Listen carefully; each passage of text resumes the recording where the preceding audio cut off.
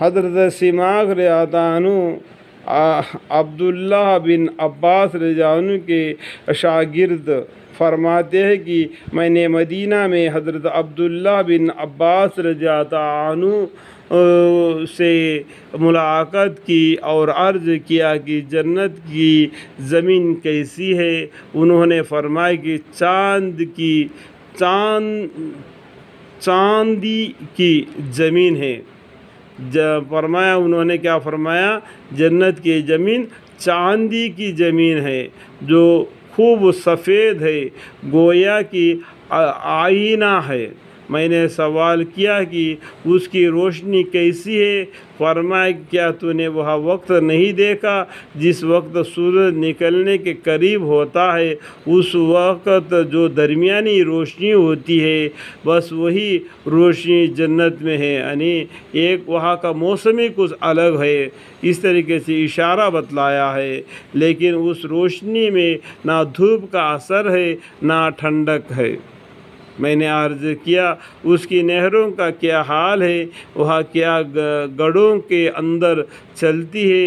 فرمایا نہیں، گڑھوں میں نہیں چلتی ہے بلکہ وہ ہموار زمین پر چلتی ہے اور بنا نچان کے اپنی جگہ پر اس طرح جاری ہے کہ اپنی حد سے ادھر ادھر نہیں پھیلتی۔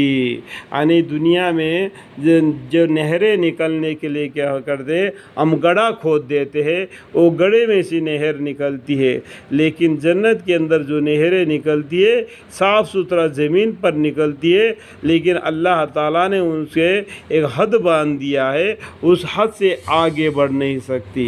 دنیا میں بھی دیکھو ایک جگہ پر ایسا ہے کہ کڑوی نہر، کڑوی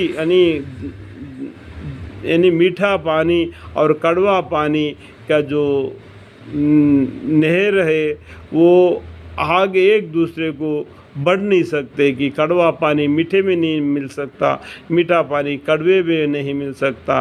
اللہ تعالیٰ نے قدرتی حد بنا دیا دونوں کے بیچ میں، لیکن پانی ملے جلے ہوئی ہے۔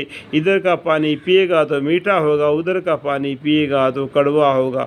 اس طریقے سے اللہ تعالیٰ ان نہروں کے حد باندھی ہوئی ہے، اس حد کے نہ باہر نکلتی ہے، اسی میں اس کا نکلنا ہوتا ہے، ادھر ادھر نہیں پھیلتی۔ اللہ تعالیٰ نے ان نہروں سے فرمایا کہ تیار ہو جاؤ، بس جاری ہو گئی۔ میں نے پوچھا کہ جنت میں کپڑوں کے جوڑے کیسے ہیں؟ کپڑوں کے جوڑے کیسے؟ فرمایا کہ جنت میں ایک پیڑ ہے جس میں انار کی طرح کے پھل ہے۔ جب اللہ تعالیٰ کا دوست یعنی جنتی اس میں سے لباس لینے کا ارادہ کرے گا تو اس میں سے ٹہنی اس کے پاس آ کر پھٹ جائے گی، جس میں سے رنگ برنگ کے 70 جوڑے نکل آئیں گے، پھر وہ ٹہنی جھٹ جائے گی اور اپنی جگہ لوٹ جائے گی۔